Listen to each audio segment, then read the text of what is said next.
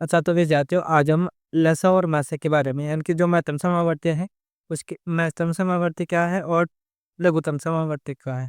महत्तम समावर्ती के बारे में एक परिभाषा दी जाती है, वो इस प्रकार से है। दो या दो से अधिक संख्याओं का वह सबसे बड़ी संख्या है जो प्रत्येक दी गई संख्या का को पूर्णतः विभाजित करती है, यानी कि ऐसी कोई संख्या है जिसमें पूरा पूरा भाग है उस संख्या को सबसे बड़ी संख्या। जैसे वो 42 है और 35 है। तो इन दोनों संख्याओं में कम ऐसे निकालते हैं तो इस प्रकार से होगा 7 × 42 सब आ गया और 7 में से 35। इसके बाद में यानी कि जो ये सबसे बड़ी संख्या है, जो ये संख्या 7 है, इसका क्या आ जाएगा? 7 इसका मैस आ जाएगा। मैसेज इसका आएगा 7, क्योंकि यह 7 ही केवल है एक ऐसी संख्या है जिस जो इन दोनों संख्याओं में जिसका पूरा पूरा भाग जाता है। बाकी का 6 का 5 में नहीं जाएगा, 5 का 6 में नहीं जाता है। इस प्रकार से इसका मैसेज जो सबसे बड़ी संख्या है वो 7, वो मैसे हुई। तो इसके बाद में है लघुत्तम समावर्त। वह छोटी से छोटी संख्या जो प्रत्येक दी गई संख्या द्वारा पूर्णतः विभक्त हो जाए। जैसे इसमें दे रखा है 12, 15, 18, 27। अब इनको हम यहाँ पे लिखते हैं 12, 15, 18 और 27। अब सबसे पहले तो छोटी छोटी से क्या है, 2 का भाग दिया जाएगा। 6 इसमें नहीं जाता। 9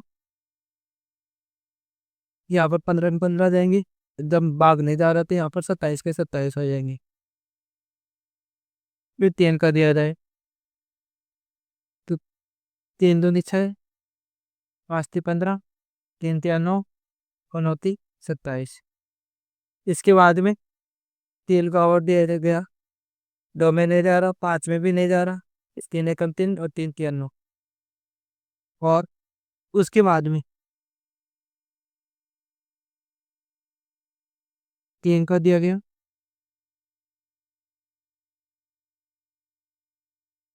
2, 5, 1 और 1। 5 2 का दिया गया, यहाँ पर एक और आ जाएगा, ये 5 में नहीं जा रहा और 1 का 1 और यहाँ पर 5। तो ये इन सबको मल्टीप्लाई हो जाएगा। 2, 3, 3, 3, 2 और 5। इनको गुणा करने पर 540 आते हैं। 3 दूनी 6, 7 18, 18 पंजे 90 और 9 पंजे 9 30।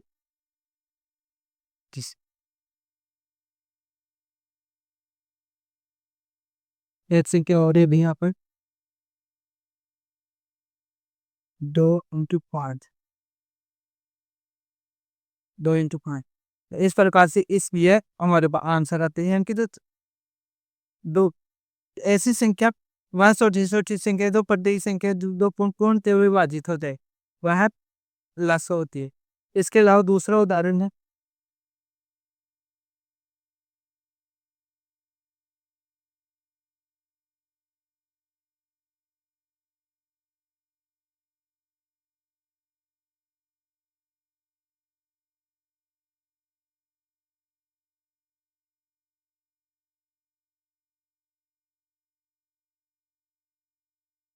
एक मैसा का उदाहरण है, यानी कि लघु महत्तम समावर्त है वो उसका निकालने का उदाहरण है 84।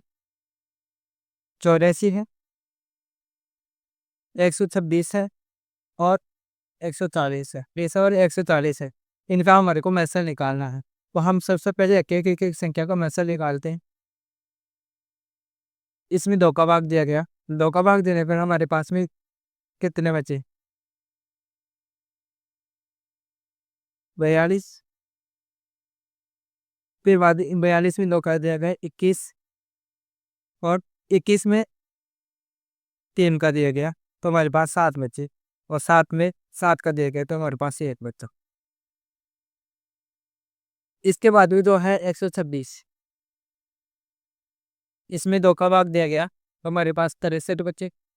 63 में 3 का भाग दिया गया तो हमारे पास बचे 21, और 21 में 3 का भाग दिया गया तो हमारे पास बचे 7 या 21, और 7 में 7 का भाग दिया है तो हमारे पास आया 1।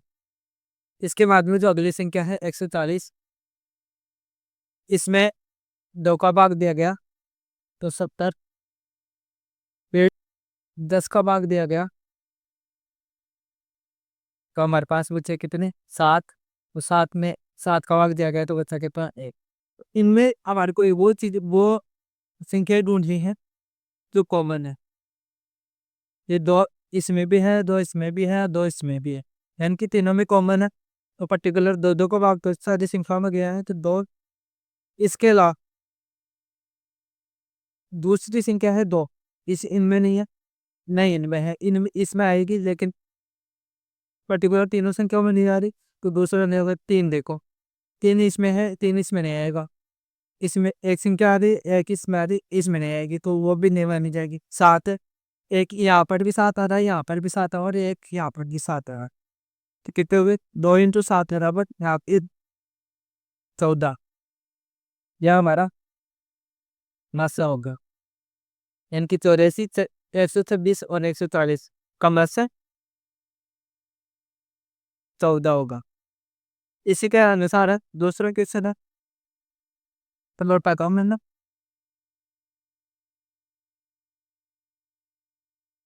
हमें है लक्ष्य 15, 18, 24, 27 और 26, इनका हमारे को लक्ष्य निकालना है। तो सबसे पहले जो छोटी से छोटी संख्या है, 15 के 2 का भाग नहीं जाते तो 15 के 15 इधर आ जाएंगे। 18 में गया तो 9, 24 में गया तो 12, यहाँ पर 27 में नहीं जा रहा तो 27 की 27, 23 में गया तो 13, 26 की जगह यहाँ पर आ जाएगा 36, क्योंकि फिर बाद में ज़्यादा दिक्कत हो जाएगी। तो 36 में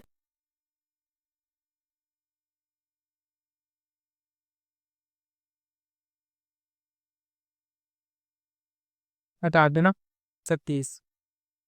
अब इसमें क्या होगा, इसमें 3 का भाग दो, 5 थी 15, 3 थी 9, 4 थी 12, 9 थी 27 और 7 थी 18। फिर बाद में 3 का भाग दिया जाए, 5 में नहीं 4, 3 एकम 3, 4 में नहीं 4 है, 4 के 4 आ जाएंगे, 3 3 हो जाएंगे, यहाँ पर 3 तो नहीं 6। अब इसमें फिर 2 का भाग दिया जाए,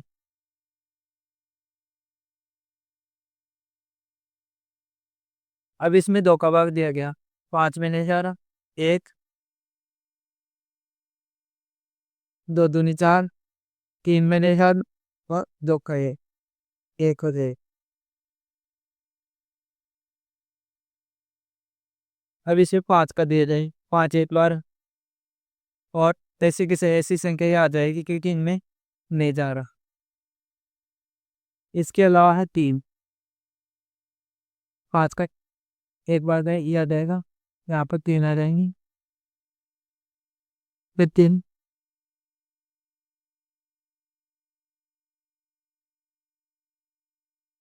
वो में नहीं जा रहा, 3 में जा रहा तो 3 का 1 हो जाएगा, और यहाँ पर 2। इस प्रकार से जब हम मल्टीप्लाई करते हैं तो 2 × 3 × 3, 2 × 5 × 3 × 2। अब इन संख्याओं को जोड़ मल्टीप्लाई करते हैं, मल्टीप्लाई करने के बाद हमारे पास में जो आंसर आएंगे, आंसर कितने आएंगे, आंसर हमारे पास में है 1080, वो होगा हमारा लक्ष्य। इस प्रकार से ये संख्या, इन संख्याओं को ज्यादा संख्याओं पर निकाल सकते हैं। अब दूसरा है कि अगर हमारे पास में जो बिन के अंदर अगर संख्या दे दी गई हो कोई भी संख्या है अगर भिन्न में दे रखी हो तो उनका लसे और मैसे कैसे निकालते हैं।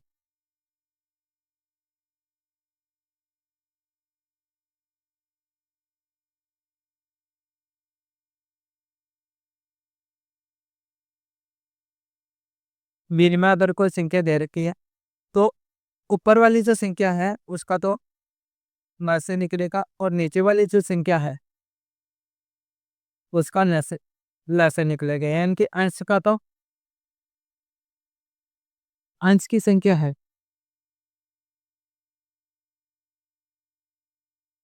उसका तो मैसे निकलेगा। और हर की जो संख्या हर की जो हल की जो संख्या है उसका लसे निकलेगा।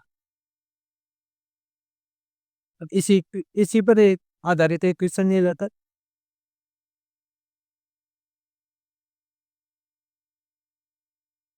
जैसे 17/33, 42/55 और 21/22।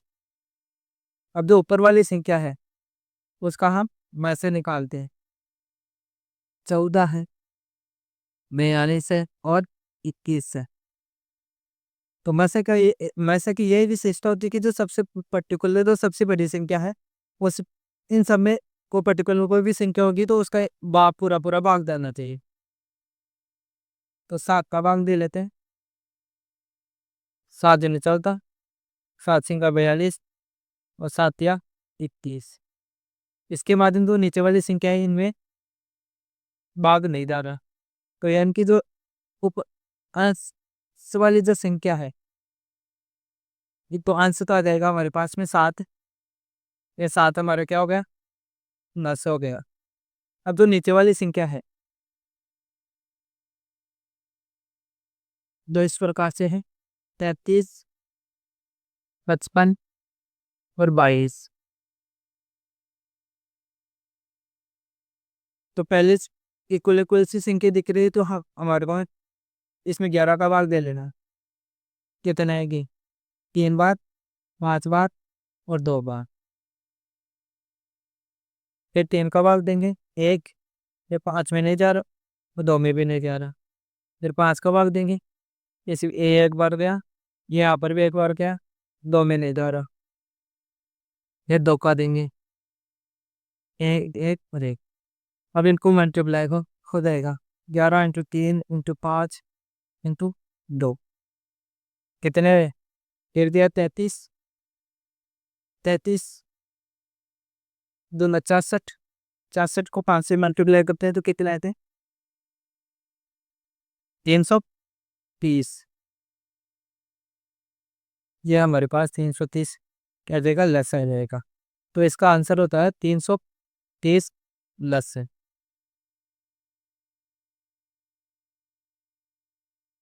ये तो हो गई अगर बिन में दे रखी होगी।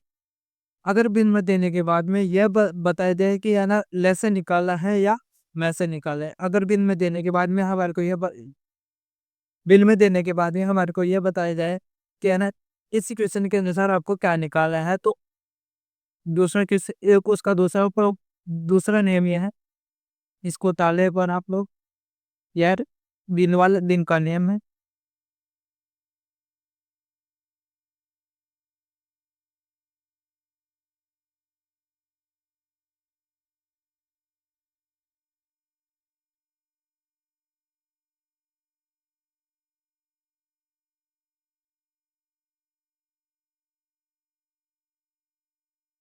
इथर के दिन यदि हमारे पास में बिन बिन दे दिया हुआ और बिन के साथ में कोई संख्या दी गई है, जैसे 11/14 है, दूसरी संख्या है 55/42 है, तीसरी संख्या है 33/35 है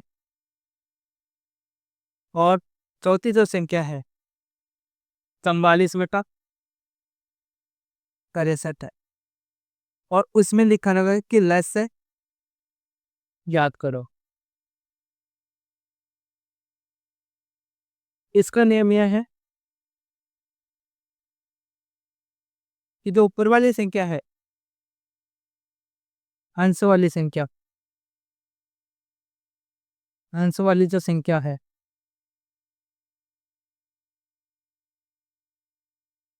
अंश वाली संख्या का लस और बटा हर वाली संख्या का,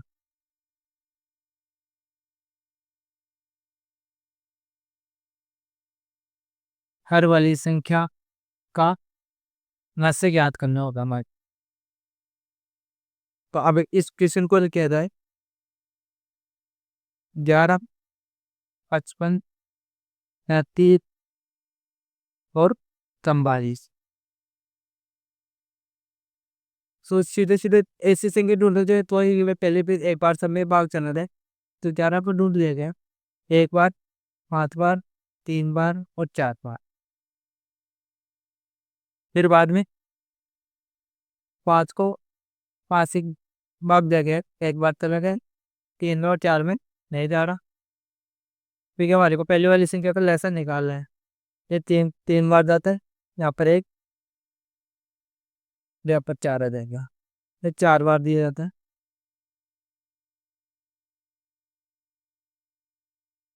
ये हो जाएगा। इनका कितना होगा, 11 इंटू 5 इंटू 3 इंटू 4, 55। 55 को 3 से मल्टीप्लाई करो और 3 को, तो बात हमारे पास में जो संख्या आएगी वो 660 आ जाएगी। या तो हम क्या हुआ हमारा लस से। इसके बाद में तो अगली तो नीचे वाली संख्या है, इसका मात्रा निकालना है। 14, 42, 33 और 63। अब हमारे कोई ऐसी संख्या ढूंढनी है तो इन संख्याओं में है ना एक बार पूरा पूरा जाए, वो संख्या ढूंढनी है। तो एक बार आप हम लोग 7 का भाग दे देते हैं। 7 दूनी 14, 7 सिंगा 42, 7 पंची 35 और 9 संते 63। फिर उसके बाद में कोई संख्याओं का भाग पूरा पूरा नहीं जा रहा, कोई भी एक संख्या है उसका पूरा पूरा भाग नहीं जा रहा, तो हमारे पास में जो मस्त है, मस्त बराबर 7 आ जाएगा। इस प्रकार से इस संख्या का जो लस है ऑब्लिक ये बटा मस है, इनके लस का आएगा 660 और मस आएगा 7। इस प्रकार से हमारे को यहाँ उत्तर प्राप्त हो। तो ये वीडियो आपको अच्छी लगी तो आप लोग ज़्यादा से ज़्यादा ये वीडियो आपको अच्छी लगी तो ज़्यादा से ज़्यादा चैनल को सब्सक्राइब करें और लाइक करें और शेयर करें, जिस और कमेंट में भेजें कि आपको इससे संबंधित और अन्य जो क्वेश्चंस हैं उनको हल करवाना है, तो किस प्रकार कौन कौन सी पद्धतियां हैं, कौन कौन से तरीके हैं जिनसे है ना लस हमेशा आप लोगों को तो आगामी एग्जाम में आने वाले हैं, जैसे सीटेट है, केवीएस है, नवोदय है, इनकी जो एग्जाम है उनमें है ना लसम या महत्तम समावर्तक और लघुत्तम समावर्तक ये दोनों मुख्य भूमिका निभाते हैं। इनका एक न एक क्वेश्चन अनिवार्य रूप से आएगा। तो ये जो नियम 4 नियम बताए हैं, इन नियमों को अगर आप लोगों को दोबारा आप लोग इसको दोबारा रिवाइज करके भी देख सकते हैं, जिससे कि आप लोगों के ये चारों के चारों नियम आप लोगों को समझ में आ जाएंगे। थैंक यू, धन्यवाद।